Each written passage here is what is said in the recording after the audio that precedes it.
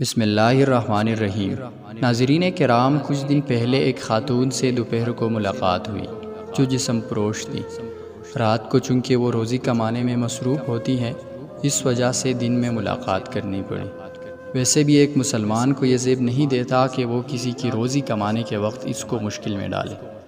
انہوں نے بہت عزت کے ساتھ ڈرائنگ روم میں بٹھایا، خاطر مدارت کی۔ ان کا حال پوچھنے کے بعد میں نے سوال کیا کہ آپ اس بے لذت کام میں کیسی پھنس گئی؟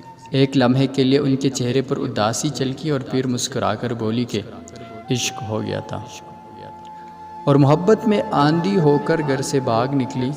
کچھ دن محبوب نے چار دیواری میں میری چادر اتار کر دل و جان سے محبت کی، اور اس کے بعد نہ سر ڈانپنے کو دیوار رہی نہ چادر رہی۔ جب واپسی کا سفر کرنے کا سوچا تو خیال آیا کہ بھاگنے کا فیصلہ تو میرا تھا۔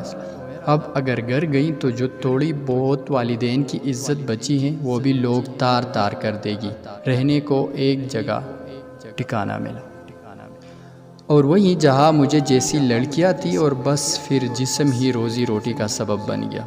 سوال کیا کہ والدین تو معاف کر ہی دیتے ہیں، ان کا نرم دل ہوتا ہے تو ایک بار چلی جاتی۔ تو مسکرا کر بولی، معاف تو اللہ بھی کر دیتا ہے لیکن لوگ معاف نہیں کرتے۔ عورت کا منہ کالا ہو جائے تو پھر یہ دنیا والے کبھی گوارا نہیں ہونے دیتے، مرتے دم تک کالا ہی رہتا ہے۔ سوال کیا میں نے کہ چلے بھیک مانگ لیتی، کم از کم جسم پروشی سے تو اچھا کام ہے۔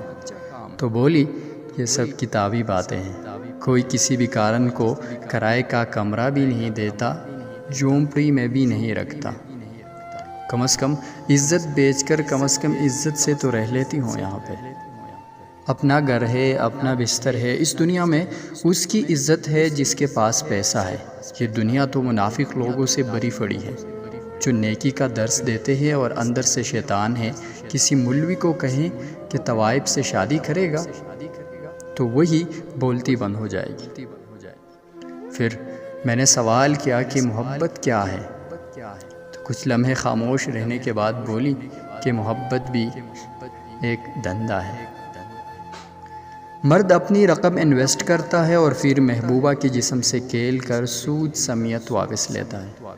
اب وہ عورت اپنی محبوب کے رحم و کرم پر ہوتی ہے، مرضی ہے شادی کر لے اور مرضی ہے چھوڑ دے۔ جو لوگ سچ میں محبت کرتے ہیں وہ نکاح کا راستہ اختیار کرتے ہیں۔ میں نے سوال کیا کہ گناہ کرتے ہوئے تکلیف نہیں ہوتی؟ تو بولی کہ جب انسان گندگی کے ڈھیر میں رہنے لگ جائے تو پھر اسے بدبو کا احساس نہیں ہوتا، بلکہ خوشبو کے لیے زہر بن جاتی ہے۔ بس اپنا بھی معاملہ ایسا ہی ہے۔ سوال کیا کہ نوکری کر لیتی، کہیں شادی کر لیتی تو بھی گناہ سے بچ سکتی تھی؟ تو بولی کہ جب لوگوں کو یہ معلوم ہو جائے کہ لڑکی اکیلی ہے، اس کا کوئی نہیں، تو بھیڑیے بن جاتے ہیں۔ شادی شدہ مرد ہو یا کنوارا، سب ایک ہی سب میں کھڑے ہو جاتے ہیں۔ یہ دنیا اکیلی عورت کو جینے نہیں دیتی، لیکن درس جتنے مرضی کر لو، ایسی نیکیوں کے درس دیں گے، لیکن شکل مومنوں والی اور کرتوت کافروں والی کرتے ہیں۔ پھر بولی، شادی کون کرے گا؟ آج کل لوگ ایک دوسرے کا جھوٹا پانی نہیں پیتے، آپ شادی کی بات کرتے ہیں۔ اب تو قبر تک یہ گناہ ساتھ ہی رہے گا۔ 5 وقت کی نماز پڑھتی ہوں، حافظ قرآن ہو، اپنا معاملہ اللہ پر چھوڑ رکھا ہے۔ اس کی مرضی ہے جہنم میں ڈالے یا جنت میں ڈالے۔ خودکشی بھی حرام ہے، جسم پروشی بھی حرام ہے۔ مرنے کی ہمت نہیں تھی تو اس لیے یہ کام کر رہی ہوں۔ دلوں کا حال تو وہی جانتا ہے، دنیا والے تو بس پٹے کپڑے اور چست کپڑے دیکھ کر مزے لیتے ہیں اور کچھ نہیں کرتے۔ کوئی استغفار پڑھ کر دیکھ رہا ہوتا ہے اور کوئی چسکے لے لے کر دیکھ رہا ہوتا ہے۔ ضمیر پروش برا ہے یا جسم پروش برا؟